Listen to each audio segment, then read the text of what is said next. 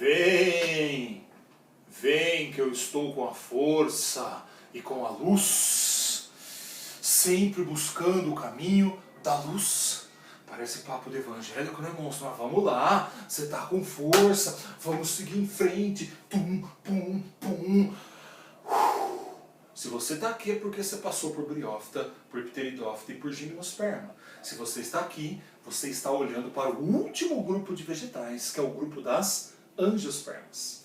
Esse vai ser o nosso vídeo 1 de angiosperma, onde eu vou falar apenas das características gerais, das estruturas básicas. Aguenta a mão porque depois tem reprodução. Aí a gente pode gravar um bonitinho só para falar de reprodução das angiospermas. Vem! Primeiro nome, angiosperma. Lembra que eu já havia traduzido a palavra esperma como sendo semente. Lá a gente tinha as gimnospermas. Gimno era nua, esperma era semente. Então eu tinha a presença de uma semente nua, de uma semente que ficava exposta.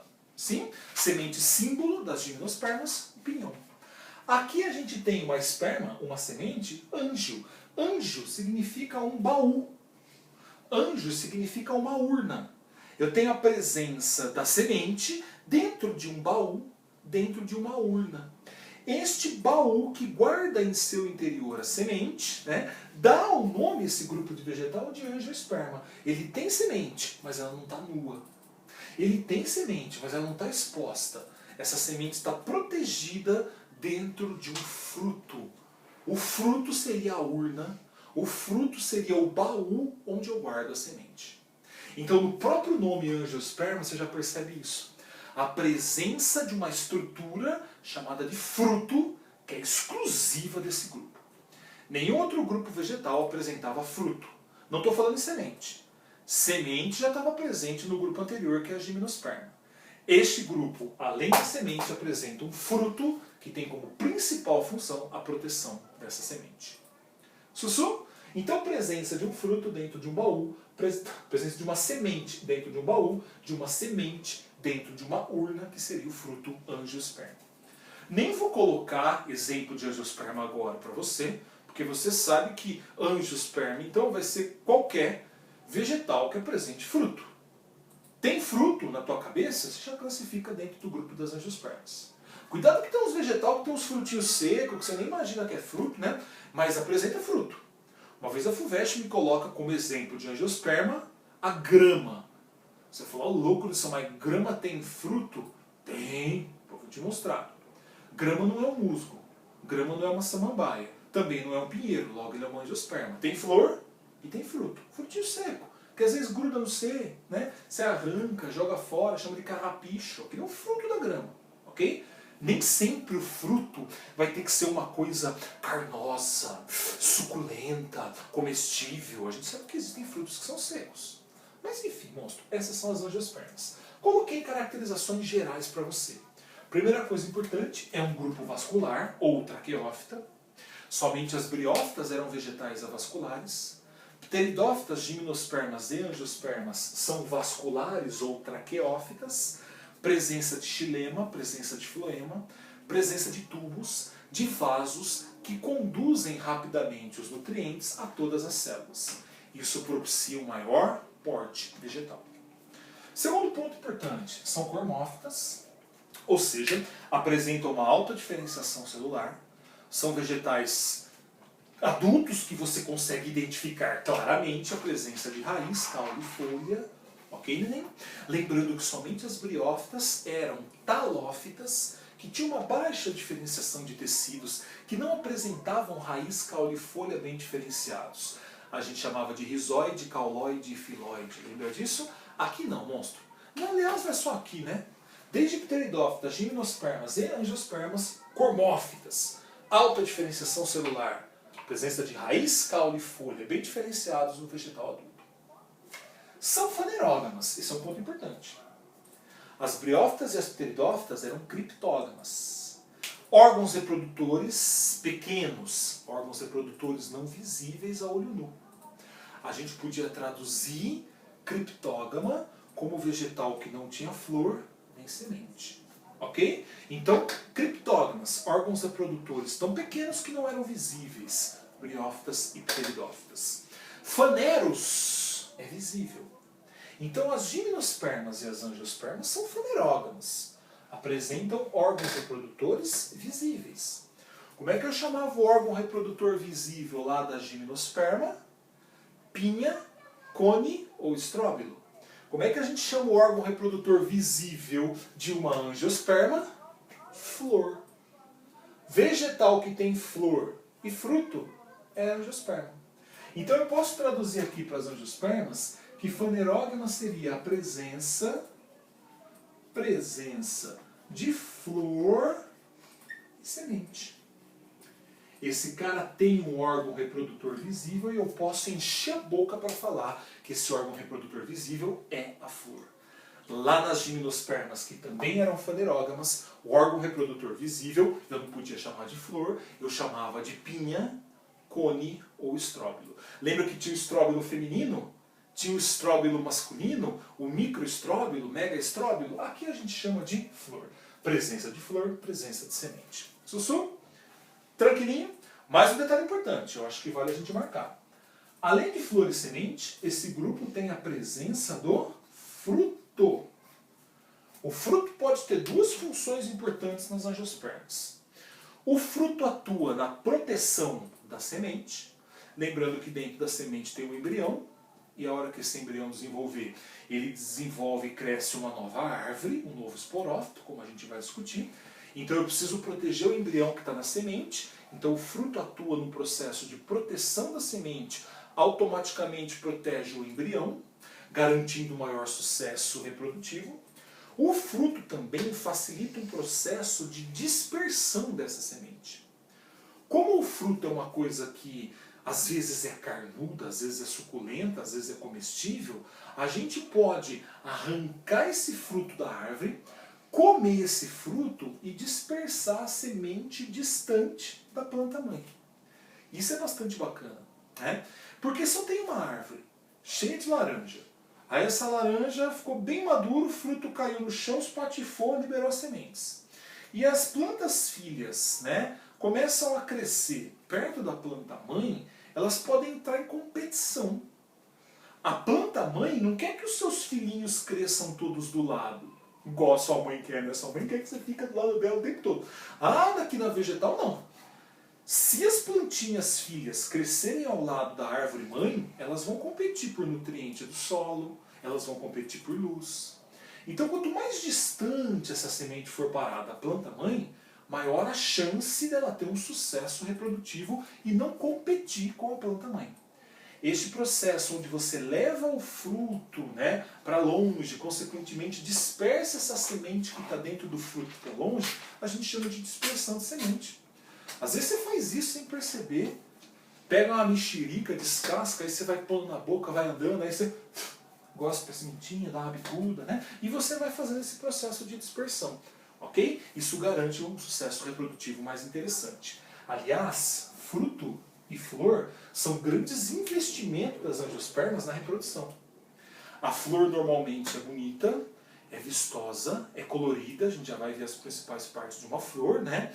E isso atrai os chamados agentes polinizadores, que transportam o grão de pólen de uma flor para outra de uma maneira mais direcionada.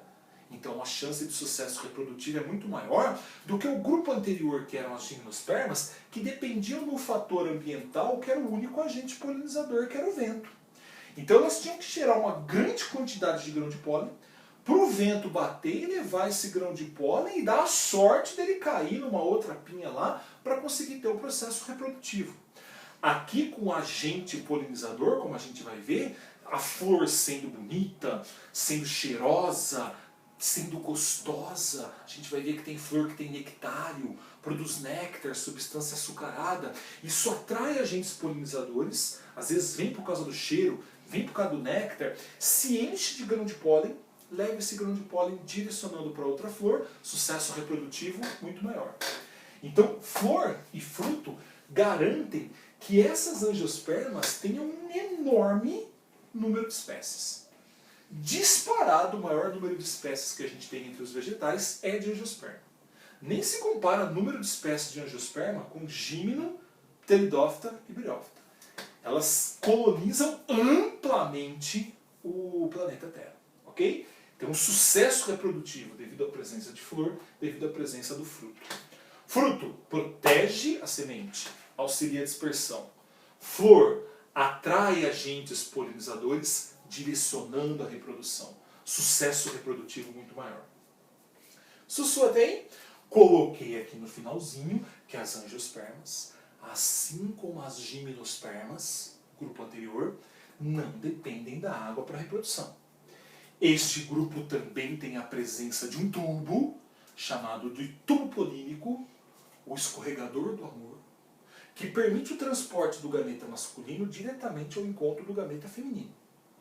Acabou aquela história de gameta masculino ser flagelado, precisar de água para se deslocar e encontrar o gameta feminino, como a gente via nas briófitas e nas pteridófitas. Tanto as gimnospermas quanto as angiospermas têm o grão de pólen, e no grão de pólen tinha uma célula chamada de núcleo vegetativo, ou célula do tubo, que germinava e desenvolvia um sifão que permitia com que o gameta masculino encontrasse diretamente o gameta feminino, sem a necessidade da água nesse processo. Sussu até aí? Sem problemas? Ótimo! Detalhe, para a gente fechar essa primeira parte da nossa aula. Bom, a gente está falando muito de fruto e a gente está falando muito de flor. Calma que eu vou ter uma aula para falar sobre os tipos de fruto.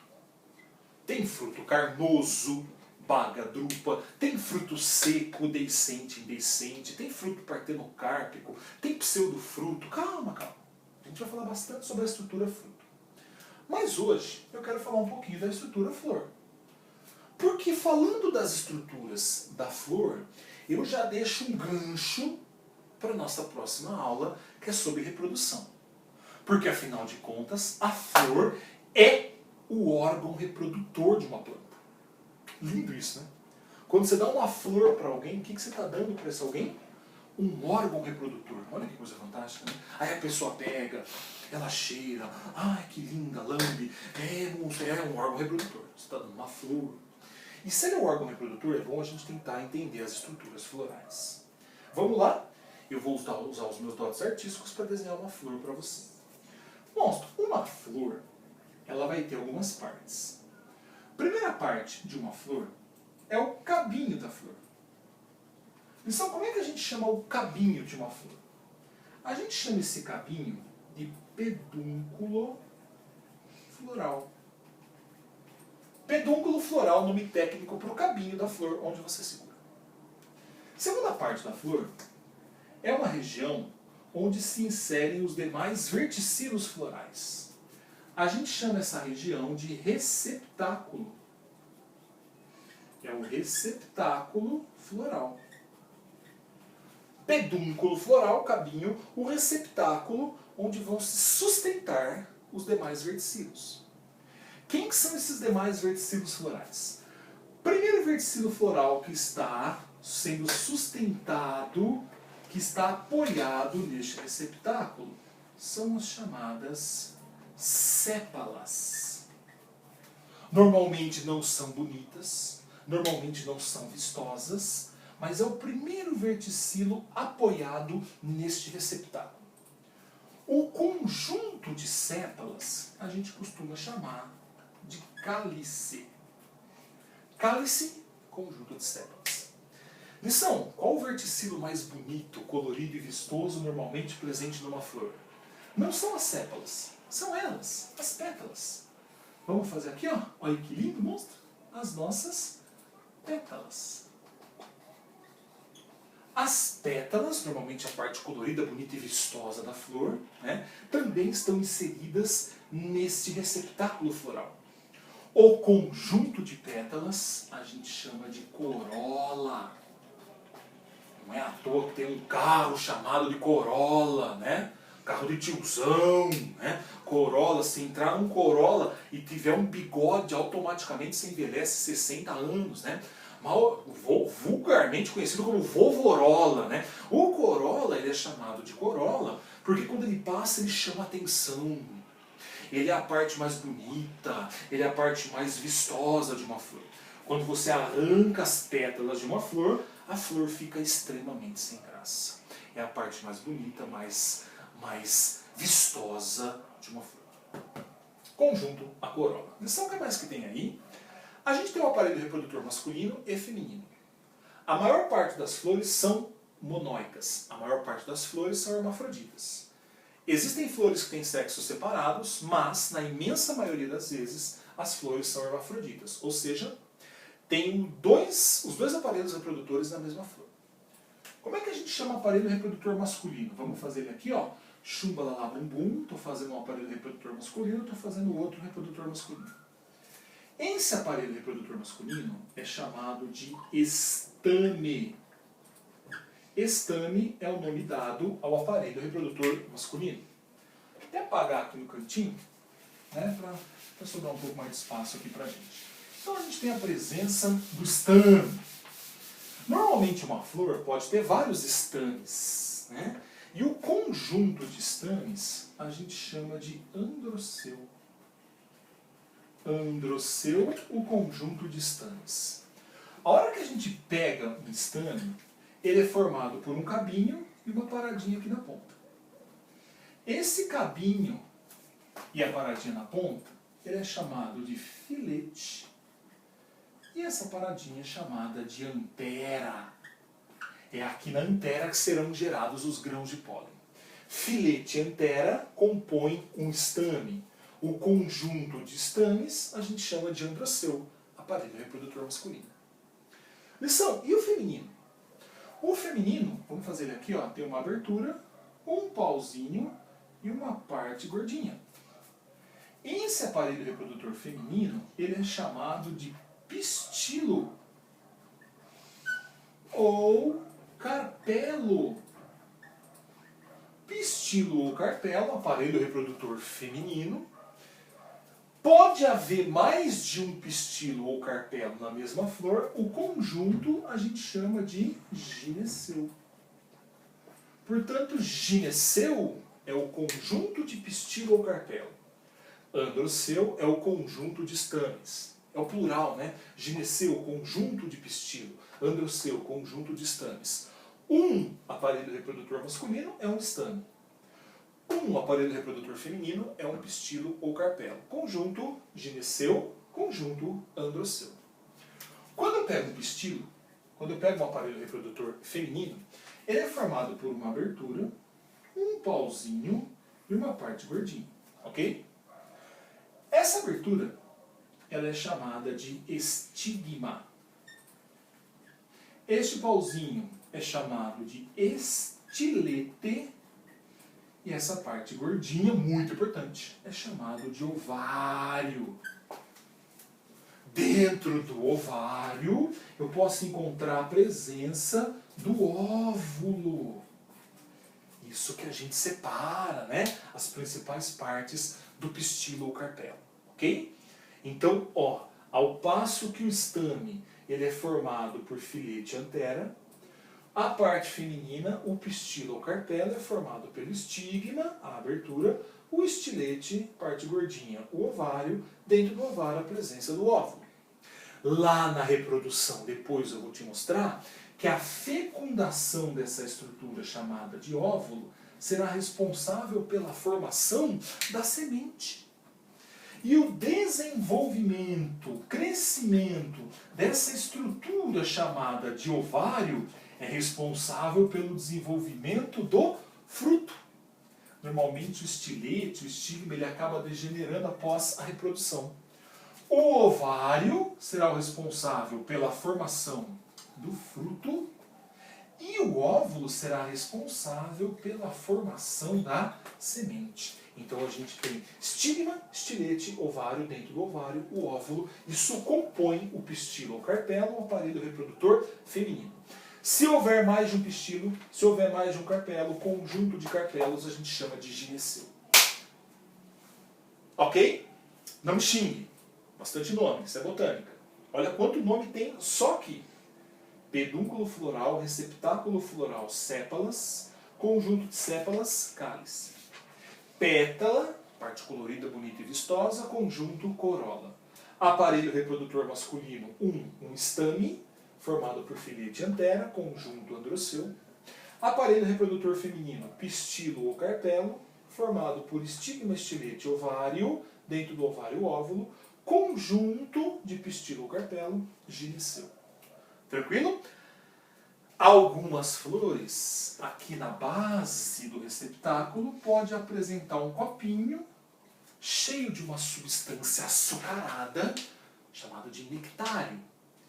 E às vezes, o que acontece, né? Uma abelhinha vem aqui dentro e olha a posição do nectário, bem no fundo lá da flor, porque para essa abelha poder acessar o nectário e pegar o néctar, ela tem que passar por todas as outras partes da flor.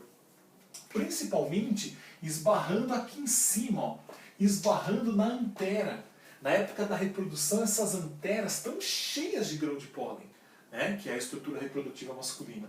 Então a abelhinha vem, né, se enfia aqui no meio para poder chegar no nectário, pegar o néctar, se enche de grão de pólen, abandona essa flor, vai para outra.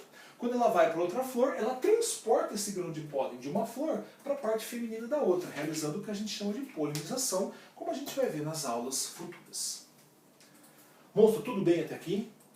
Ó, já apaguei a parte da lousa, né, mas a gente fez todas as características gerais de uma angiosperma e detalhamos a estrutura floral de uma angiosperma. Sussu? Sem problemas? Essa é a nossa primeira parte da aula. Fica tranquilo que a gente vai falar bastante sobre reprodução, mas isso são cenas de um próximo capítulo.